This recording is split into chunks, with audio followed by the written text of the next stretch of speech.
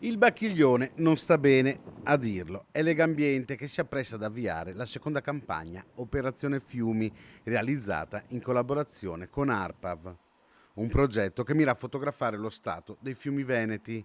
I parametri sotto la lente di ingrandimento saranno il batterio Escherichia coli, i fallati e il glifosate. Chiglione e Retrone sono due fiumi per cui scatta anche nel 2022 un allarme rispetto a criticità per quanto riguarda la depurazione. La presenza di batteri fecali, che segnalano la scarsa o mancata depurazione dei corsi d'acqua oppure sversamenti illegali avvenuti lungo il suo scorrere, dimostrano che persistono criticità in entrambi i fiumi e che queste debbono essere ricercate con molta più solerzia da parte degli amministratori locali.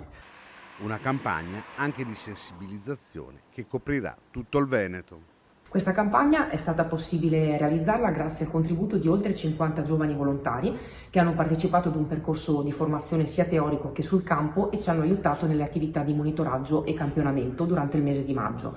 Attraverso poi 8 appuntamenti da qui fino al 9 luglio attraverseremo tutti i fiumi del Veneto per comunicare ed informare la cittadinanza sui risultati delle nostre analisi, ma non solo, attraverso poi appuntamenti e attività realizzate in collaborazione con i circoli di Legambiente sul territorio e con altri partner, proporremo appunto anche attività di sensibilizzazione e volontariato ambientale lungo i principali corsi d'acqua della nostra regione.